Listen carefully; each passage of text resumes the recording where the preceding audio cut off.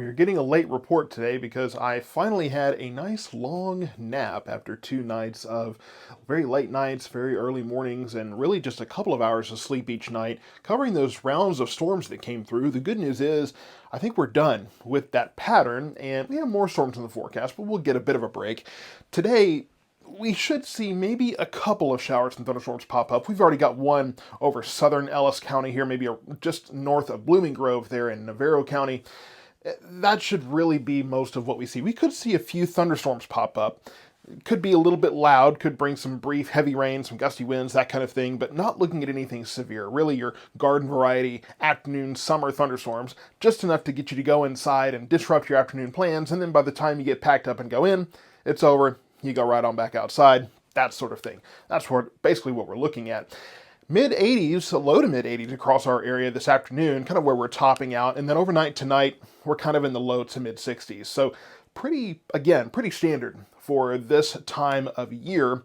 We got plenty of rainfall across our area last night. This was much better coverage for our area than the last event we had come in. And so what happened is we had this line that was coming in and it was pretty solid. And then it took this nosedive to the southeast as soon as it got to Ellis County. So 0.75 there in Cleburne, 3/4 of an inch there, 1/4 of an inch in Waxahachie, about an inch in Hillsboro. Really got the best coverage there. About 2/10 of an inch in Corsicana. You really had to be in western portions of Navarro County to get most of the rain there. I want to show you a couple of things on water vapor. Here is that disturbance that's moving out. You can see some of that convection there. Where it's cleared out west of us and we have some leftover lift and daytime heating, that dry air lifting pretty efficiently. You have more convection to our west. This won't really affect us. The next disturbance to move into Texas is right here in Colorado. That will continue on to the southeast overnight tonight. It's going to look the same way. Fortunately, though, it doesn't look like it's going to reach our area. Here's the severe weather risk for tomorrow morning. As it continues on to the east, we should be looking at that probably die out. Honestly, the models have it dying out right around Abilene, maybe Brownwood.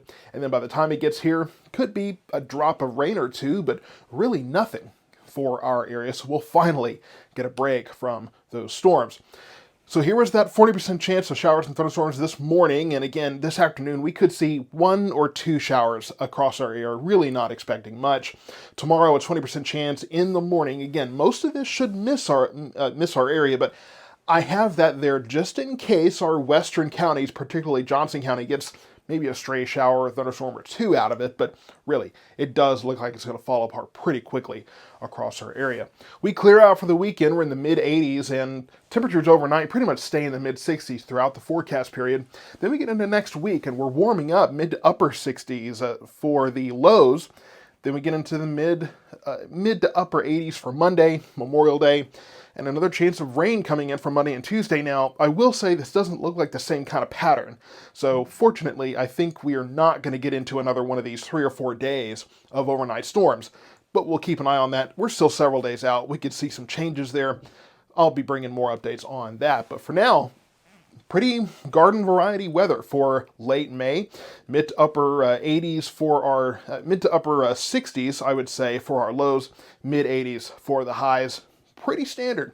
Again, this afternoon, we could see 1 or 2 showers or thunderstorms. Tomorrow, we'll see that system, early tomorrow morning, that is, we'll see that system break up to the west. Could see maybe 1, maybe 2 of those make it to our area. I highly doubt it. And then we're clear going into the weekend.